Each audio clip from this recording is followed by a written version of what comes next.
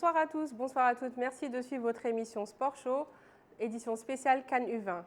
Nous avons aujourd'hui comme honorable invité Lassana Camara, qui est journaliste sportif et qui est aussi expert média à la CAF, donc à la Confédération africaine de football. Et on a aussi donc Monsieur Kelly Yuga, ancien international de Centrafrique et qui est le directeur sportif de l'équipe nationale de Centrafrique. Bonsoir messieurs, merci d'être venus. Bonsoir. Bonsoir Délivré. Bonsoir. Bonsoir Elie. Alors, ce qu'on va faire, je vais juste faire un petit rappel des différentes poules donc, qui jouent cette compétition. Alors, on a le groupe A, on a la Mauritanie, on a le Cameroun, l'Ouganda, la Mozambique. Le groupe B, Burkina Faso, Tunisie, Namibie et le Centrafrique, bien sûr. Et on a donc le groupe C, donc c'est le Ghana, Tanzanie, Gambie et Maroc. Donc, Lassana, vous y étiez juste avant à la CHAN au Cameroun. Est-ce que vous pouvez nous en parler de la CHAN?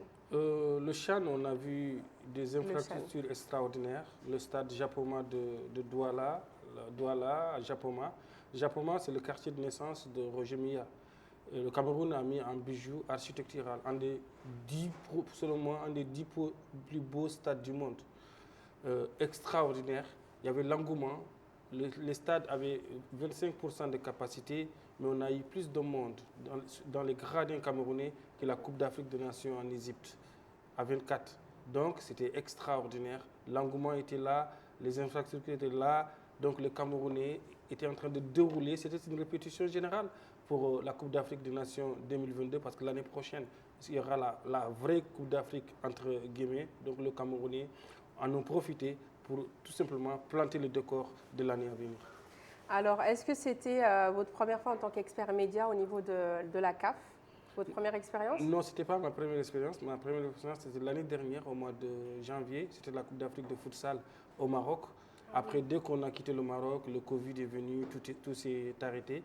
Donc là, c'est ma troisième compétition d'importance avec la Confédération africaine de football. D'accord. Et dites-moi, depuis quand travaillez-vous dans les médias? Est-ce que c'est que dans les médias sportifs ou dans d'autres? Oui, j'ai toujours travaillé dans les médias sportifs. En fait, je me suis créé moi-même. J'ai créé mon site mauritanifootball.com en octobre 2007. Il n'y avait pas de site en Mauritanie, il y avait peu de sites d'information sportive en Afrique à cette époque-là. Et c'est à partir de là que tout a commencé. Je fais mon petit bonhomme de chemin dans les gradins européens, sur le terrain d'entraînement et partout où il y a l'activité du football, je suis là jusqu'à aujourd'hui créer un site panafricain qui s'appelle panafricanfootball.com et après je suis expert média à la CAF. Je suis toujours dans le football. Tout ce qui concerne le football me concerne, le développement du football, la promotion du football, la promotion de nos élites et tout ce qui gravite autour du football. Moi, le football et son environnement, ça me concerne.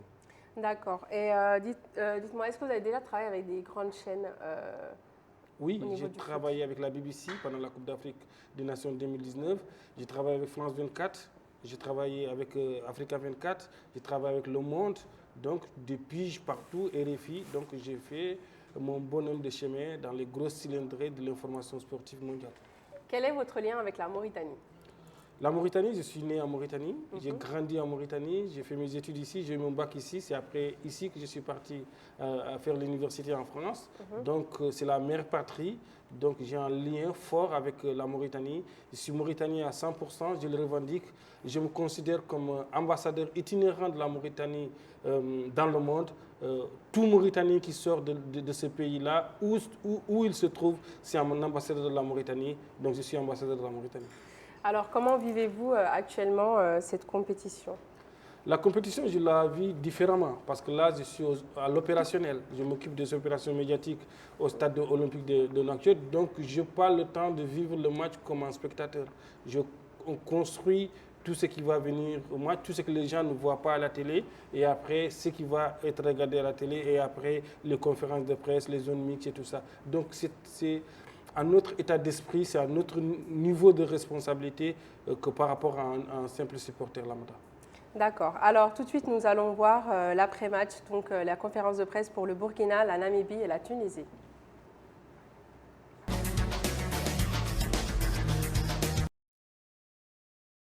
Voilà, nous sommes venus dans cette compétition. C'est le premier match.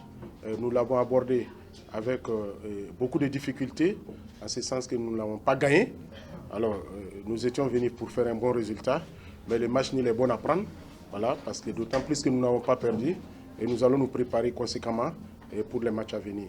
Et par rapport à cela, je me prête à vos questions, voilà, pour dire que c'est un match beaucoup tactique, qui a été beaucoup tactique.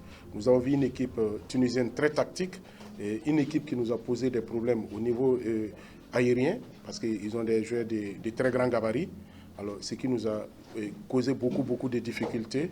Mais il faut dire que dans l'ensemble, sur l'ensemble du match, nous pouvons être satisfaits, en ce sens qu'il y a eu des instants où nous avons pu déposer le ballon et puis jouer. Et malheureusement, on a été un peu frileux devant les buts. On n'a pas été très habile devant les buts. Voilà dans un premier temps ce que je pouvais dire concernant ce match. Mais il faut avouer que c'est une équipe très technique et très tactique. Football is being played 11-11. No team has more players than the other one. We are playing with a ball that is round. You never know what will happen in football. In recent football, or these days, there are no small team anymore. We know that they are powerhouses. We know Burkina Faso, when it comes to football, they have done great. It's the same with Tunisia. They've done great. But the ball is around. What we're going to do, we'll come out there, we'll play according to what we want, according to our game plan. We'll stick to our game plan, and then we'll see what will happen. Anything can happen in football. C'est un match d'ouverture, c'est toujours, il y a beaucoup de calculs dans ce genre de match. Dans une compétition comme ça, dans un petit tournoi comme ça, le premier match, c'est important de gagner ce premier match, mais il est beaucoup plus important de ne pas le perdre. Donc je crois que dans ce sens, les deux équipes, ont entamé le match, ont commencé le match. Il y avait beaucoup de calculs entre les deux staffs techniques des deux équipes. Donc le match nul était équitable, je crois, vu ce qui s'est passé dans le match. Il n'y avait pas beaucoup d'occasions pour eux, pour nous. Eux, ils ont eu une occasion au milieu du deuxième mi-temps. Nous, on avons les occasions qu'on a eues, c'était certainement sur les balles arrêtées. Peut-être on n'a pas bien exploité, mais généralement, c'était un match de début de compétition. Ce match, à travers ce match, nous et les Burkinabés, nous entrons dans le tournoi. Maintenant, on arrive, Inch'Allah, à bien se préparer pour les prochains matchs.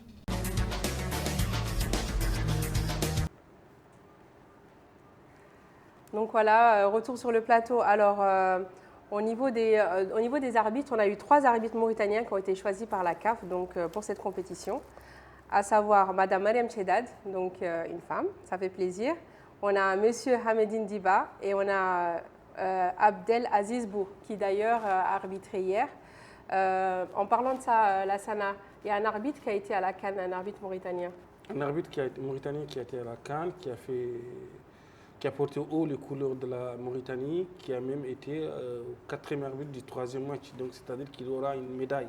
En venant à Nokir, dans ses bagages, il y a la médaille de bronze de la Coupe d'Afrique, du championnat d'Afrique de Nations. Ça veut dire qu'il a tenu la baraque au Cameroun. D'accord. Bah écoutez, Lassana, c'était un plaisir de vous avoir sur notre plateau. Si vous voulez, vous pouvez rester avec nous, on va passer au deuxième invité. En tout cas, j'espère que...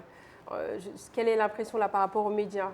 Je ne vous ai pas demandé la question, mais quel est votre ressenti quand vous gérez les médias de cette compétition générale? En fait, j'étais dans 2 pays qui n'ont pas... Le Cameroun, qui n'a pas organisé de compétition depuis 1972.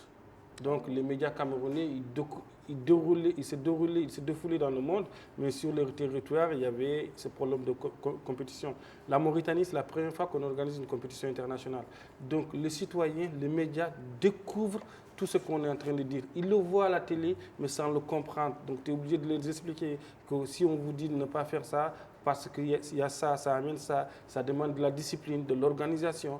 Donc ça s'apprend, on ne peut pas venir d'une journée à l'autre pour dire il faut s'habiller comme ça, il faut parler comme ça, il faut être comme ça. Non, on les comprend, on essaie d'expliquer qu'est-ce qu'il faut faire pour percer dans l'univers médiatique.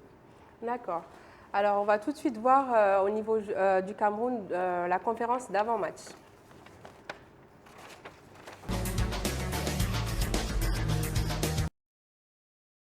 Bien avant toute chose, je tiens à m'acquitter d'un devoir. J'ai été mandaté par mes poulains à présenter leurs excuses et à demander pardon à tout le peuple mauritanien pour la gourde qui a valu le but l'autre jour. Et il est vrai qu'ils se sont sentis blessés, meurtris. Au nom de ces joueurs-là, humblement, je demande pardon parce que l'équipe nationale, c'est l'emblème du peuple, c'est l'emblème du pays. Et ceci dit, nous repartons avec le même esprit, le même état d'esprit pour pouvoir donner tout ce que nous avons en notre pouvoir afin que l'équipe se qualifie. Nous avons d'abord procédé à un travail mental qui consistait à ramener les enfants en l'état où ils étaient avant le match contre le Cameroun et à leur faire comprendre que la défaite de l'autre jour n'est pas déjà une condamnation. Ils peuvent encore se qualifier, il suffit de gagner le match de demain et même d'en gagner le troisième et qu'ils se qualifient sans problème, sans chercher à être le meilleur troisième ou bien sans faire de calcul. De toutes les façons, tout est mis en marche afin que le match de demain soit couronné de succès. Et nous donnerons tout ce que nous pouvons et les joueurs aussi de leur côté donneront tout ce qu'ils pourront pour que l'équipe puisse gagner demain contre la Mozambique.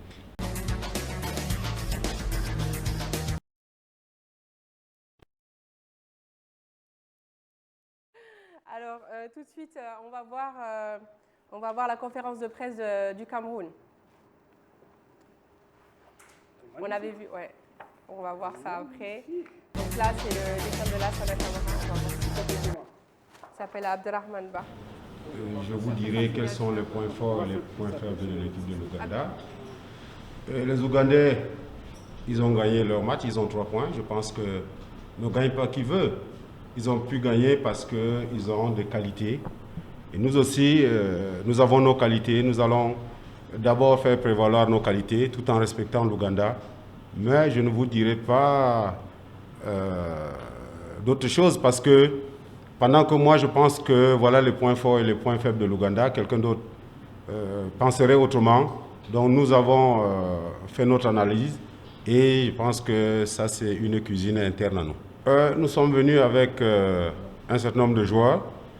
Nous nous contentons des qualités de ces joueurs-là. Nous sommes déjà en compétition.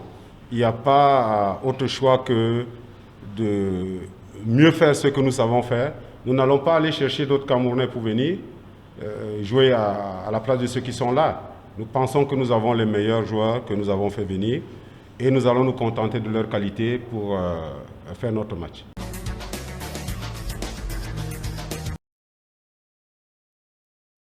Sur le plateau, alors là, je ne vous ai pas parlé donc, de Abdelrahman Ba, notre dessinateur fidèle qui est avec nous. Alors, il a fini le portrait de Lassana Camara, donc notre premier invité, comme vous pouvez le voir. Ainsi.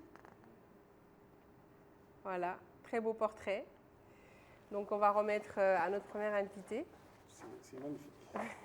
Extraordinaire. La créativité mauritanienne à l'épreuve. Et tout à l'heure, on aura justement le portrait aussi de Kelly Yuga. Donc voilà, on peut voir tout de suite Abdelrahman Ba qui est à l'œuvre. Voilà. Alors, Yuga. Alors, merci d'avoir répondu à notre invitation. Donc, vous étiez un footballeur, ancien international centrafricain. Et vous avez joué dans plusieurs clubs, dont l'Olympique de Lyonnais, comme club français, et plusieurs clubs en Angleterre. Est-ce que vous pouvez m'en citer 2, 3 ? Comme vous l'avez dit, j'ai été formé à l'Olympique Lyonnais jusqu'en stagiaire pro et pro. Ensuite, j'ai été transféré en Angleterre, en Première Ligue. Donc, j'ai débuté à Charlton Athletic. Et ensuite, j'ai évolué dans pas mal de clubs en Angleterre, que ce soit transfert direct ou bien en prêt. Voilà, donc Charlton, Ipswich, Wimbledon, et j'en passe d'autres. Et quel retour vous avez de justement des différentes expériences donc en Europe, dans le football, en plus en Ligue 1, c'est ça? Ouais. Oui, bon, j'ai fait la première ligue et j'ai fait aussi l'Olympique Lyonnais. Donc, bon, le football, c'est un sport universel. Hein. Donc, après, c'est un sport universel et culturel aussi. Donc, dans chaque pays, on joue différemment. Voilà, donc il y a le football latin, de type latin. Il y a le football de type anglo-saxon qui est complètement différent. Donc, chacun a son style de football. Donc, d'un pays à un autre, ça diffère. Voilà, un peu. D'accord. Et vous avez aussi fait un saut en Chine en 2014. Oui, oui, j'ai fait un saut en Chine à Qingdao. Ouais, donc, c'était une belle expérience et ça m'a permis de découvrir aussi la culture chinoise. Et c'était une expérience enrichissante pour moi. Et le foot, est-ce que le foot est aussi ancré comment ça s'appelle, dans l'environnement de la Chine autant qu'en Europe par rapport au championnat, la Chine, l'engouement sportif? À la base, la Chine, c'est un pays émergent. Donc, la Chine, je pense que ça équivaut à l'Afrique il y a 20 ans en termes de football. Donc, c'est les parents qui ne désirent pas trop que leur enfant fasse du football parce qu'ils ne voient pas de débouchés. Mais là, actuellement, le football chinois est en train de se professionnaliser. Donc maintenant, je pense que ça devient dans leur culture. Voilà, parce que maintenant, le président chinois, il met en place, il a une volonté politique pour développer le football, tout ce qui est structure sport-études. Donc maintenant, c'est en train de s'ancrer dans les mœurs. Donc le football est en train de se professionnaliser et le football chinois est en train de se développer. Donc maintenant, on constate de plus en plus de jeunes, de plus en plus de femmes surtout, qui jouent aussi au football en Chine. Chose qui était rare il y a 10 ans, quoi, en fait. C'est bien ça. Oui. Et donc vous, là, vous avez la famille qui est vraiment dans le milieu du foot. Vous avez votre petit frère, vous avez un neveu aussi? Oui, j'ai le petit frère, j'ai le neveu, j'ai le papa et la maman qui étaient aussi international, centrafricain, mais basket. Ah, d'accord. C'est moi qui ai coupé ce lien. J'ai commencé aussi par le basket, mais bon, vous savez, en Europe, il n'y a pas trop de terrain de basket dans les quartiers. Donc moi, c'est plus sur les city stades où j'ai fait mes classes et j'ai changé de sport, quoi.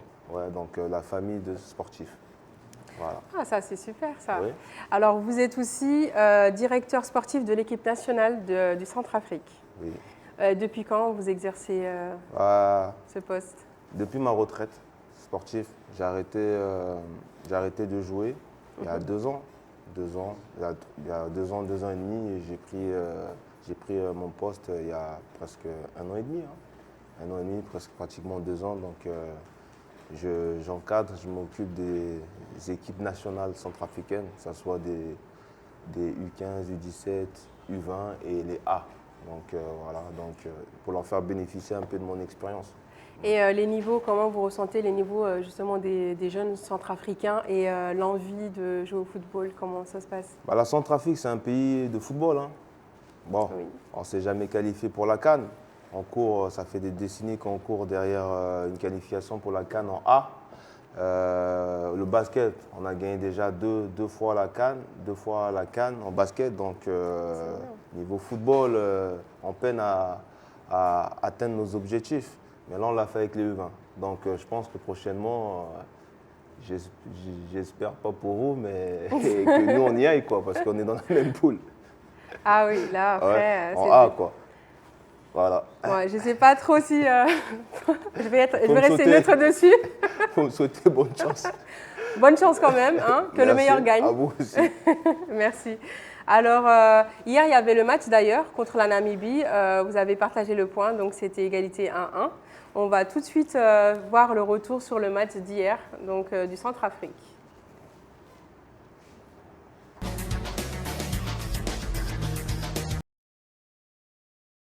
On a préparé le match lorsqu'on était arrivé. On s'est fixé un objectif parce que c'est la première fois que nous arrivons à ce stade de compétition. Bon, il était pour nous de donner d'abord des objectifs et avec un groupe de jeunes qui sont là pour apprendre. Ils sont en train de chercher à se développer. Donc, nous sommes arrivés et puis c'est la première fois qu'ils jouent un match de cette compétition. Mais le résultat, ça me fait plaisir parce que tu arrives pour la première fois dans une compétition de haut niveau. Et pour le premier match, ce qui est un match d'observation pour toi, quand tu fais match nul avec une équipe bien aguerrie comme la Namibie, je suis fier. Le résultat ressent le niveau du jeu parce qu'on était en train de se chercher pendant la première mi-temps. Il est question maintenant de faire asseoir son jeu personnel. Et voilà, on a scoré. Mais il y a eu peut-être un tic qui est arrivé pendant quelques secondes seulement, le mauvais placement de la défense. Ils ont pu venir à l'égalisation. C'est bon pour la rentrée dans la compétition.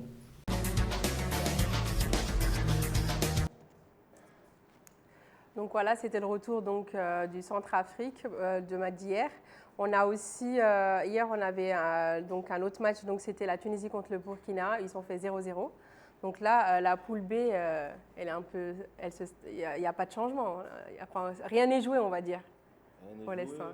Pour l'instant, toutes les équipes sont à égalité, c'est une bonne chose. Après la première journée, comme le coach de la Namibie l'a dit lors de l'interview après-match, il n'y a plus de petites équipes dans le football.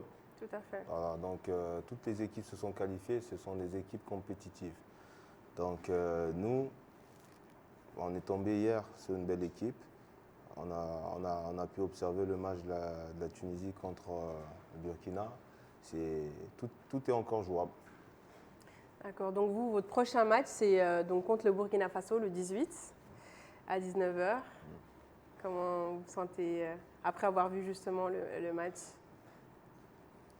On va dire, comment le Burkina Faso, ils ont des joueurs de potentiel. Nous, on a aussi des joueurs de potentiel. Après, c'est le football.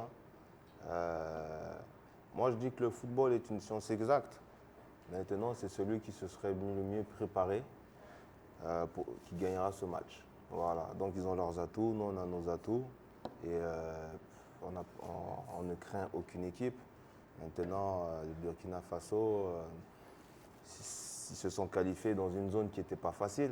Parce que c'est la Côte d'Ivoire, c'est certainement Togo, donc il y a des belles équipes. Nous, maintenant, on s'est qualifiés aussi dans une zone qui n'est pas facile. Donc, toutes les équipes, je pense, ont à peu près le même niveau. Maintenant, l'équipe qui va sortir du lot, c'est celle qui se serait le mieux préparée avant le match. Et donc, nous, on va mettre les moyens en œuvre pour bien se préparer pour gagner ce match. Super. Bah, écoutez, on vous souhaite une bonne chance, comme à toutes les 12 nations, que le meilleur gagne. On ne va pas prendre de parti. Oui. On va tout de suite voir du côté d'Abdelrahman Ba, le jeune dessinateur, voir où ça en est au niveau du dessin. Est-ce qu'on peut avoir des images? Si ça avance bien. Alors, est-ce que c'est un peu ressemblant? Tu vois quelque chose? Non, je ne sais pas. Là. Les yeux? Peut-être. Il ne faut pas me faire une caricature. Non, c'est un portrait. Donc, c'est le jeune Abdelrahman Ba. Merci beaucoup, donc dessinateur de notre émission, qui vient pour vous donner un petit souvenir, voir un peu nos artistes. On met aussi en avant nos artistes c'est important. Ici. Ouais. Donc, voilà. Sinon, justement, vous parlez tout à l'heure des préparatifs. Vous avez fait où vos préparatifs? Vous avez tout fait au pays ou vous avez fait des stages à l'extérieur? Bon, les joueurs locaux, ceux qui évoluent dans le championnat local, de toute façon, notre équipe est composée majoritairement de joueurs locaux. Ils se sont préparés au pays. Ils ont fait plusieurs matchs contre les équipes de première division. Vous avez gagné? Tout gagné. C'est bien. Voilà. Nous aussi, on a eu nos équipes qui ont joué contre les équipes de première division. Ouais, ils ont tout gagné. Après, c'est pas évident parce qu'ils se connaissent, ils ne mettent pas le pied. C'est un environnement un peu contrôlé quand tu joues contre des gens que tu connais. Maintenant, à l'extérieur, tu joues quand c'est un champ de guerre. Donc, c'était un peu plus délicat. Donc, on a fait venir un contingent d'Europe, des joueurs qui évoluent en Europe. Et bon, on a fait notre préparation au Maroc. Voilà, donc il y avait le Burkina, il y avait le Cameroun, il y avait la Gambie, il y avait peut-être une ou deux autres équipes et ça s'est très bien passé. D'accord. Ouais. Et justement, vous avez égalisé à la 81e minute, si je ne me trompe pas. Non, c'est eux qui ont égalisé. C'est eux qui ont égalisé. Ouais. Et ça vous a fait quoi vous avez eu quel ressenti à l'égalisation? Une grosse frustration, parce que mener pendant une large période de temps et se faire égaliser à 5 minutes de la fin ou 10 minutes, ça fait mal. Hein. Ah, ça fait mal en plus, surtout sur une erreur, on va dire, individuelle et collective de notre part. Ça fait très très mal et ça, on le digère mal. Mais à la fois, c'est le football. Nous, nos joueurs, c'est la première fois qu'ils se qualifient, qu'ils jouent compétition majeure. La majorité ne sont jamais sortis du pays. Donc, on peut que leur tirer, moi, je peux que leur tirer mon chapeau et les féliciter pour le match qu'ils ont fait. Et c'est encourageant pour la suite, je dirais. Super. Et au niveau de la Mauritanie, donc Oui. avant de finir, au niveau de la Mauritanie, donc quand vous êtes venu, comment vous avez ressenti le public, l'accueil, le pays? Bah, déjà, il n'y a pas de public dans les stades, pas trop, parce que je ne peux pas parler de public, il n'y a pas de public. Les Mais habitants. par contre, quand on a joué avec les A, c'était fantastique. Ouais. Petit stade, on avait joué ici, là, petit stade. De toute façon, en Afrique, les gens aiment le football. Voilà. Tout le peuple est derrière son équipe nationale. Donc, très, très belle ambiance, belle équipe mauritanienne. Voilà, donc, bon, pour notre part, à notre arrivée, on a toujours été bien accueillis. Voilà, donc, peut-être un petit peu trop d'attente pour le visa. Petit moment d'attente, mais après le reste, franchement, la classe. Les Mauritaniens, la classe. Ils accueillent, ils sont, comment je peux dire, moi je dirais que c'est une terre d'accueil, donc on se sent à l'aise en Mauritanie. Il n'y a pas de problème à ce niveau-là. Bah, alors dans ces cas-là, on espère pour vous allez rester le plus longtemps possible par rapport au championnat. Oui, nous on désire quitter la Mauritanie le 7. Hein. On n'a pas envie de retourner le 21 ou avant, donc si on peut quitter le 7, moi ça m'arrange. Hein. Ah bah c'est parfait. Bon bah alors on vous le souhaite. Oui. En tout cas, merci beaucoup d'être venu et d'avoir répondu à notre invitation. On vous souhaite une bonne chance. Merci. Et on souhaite une bonne chance également aux 12 différentes nations qui composent ce championnat. Et on vous remercie, je remercie l'équipe technique, je remercie encore Abdelrahman Ba pour son travail, son talent. Et je vous dis à demain, à demain pour le match, bien sûr. Vous suivez donc les deux matchs, ils auront lieu. Oui, on attend le portrait, bien sûr. On ne va pas vous quitter sans voir le portrait, sans remettre le portrait, bien sûr. Ouais. Donc demain, on a le match, on a la Mauritanie qui joue demain. Donc restez connectés. Et nous, on revient dans 2 jours justement pour parler du match de demain. Est-ce que Abdelrahman, où t'en es Abdelrahman? Il reste encore un peu? D'accord. Tu peux nous, si tu as fini, tu peux l'amener. Tu peux le remettre en direct. Et c'est toi qui vas nous dire le résultat, ce qu'il en est du résultat. Mets-toi là, à côté de nous, reste avec nous. Alors, Bon. je vais... Qu'est-ce que tu en penses? On va montrer aussi aux petits curieux. Est-ce que vous le voyez? Hop. Après, je vais te le montrer. Ah, magnifique. Il te ressemble? Il me ressemble. C'est mon frère jumeau là. C'est ton frère Je ne jumeau. savais pas que j'avais un frère jumeau. Bon, bah parfait. Merci. Si vous appréciez. Ah oui, oui. Il y a une... Il y a une forte Voilà. La même tête. Merci. Donc voilà. Merci beaucoup. Ok, merci beaucoup. On vous donne rendez-vous après-demain, donc le 18, pour une nouvelle édition.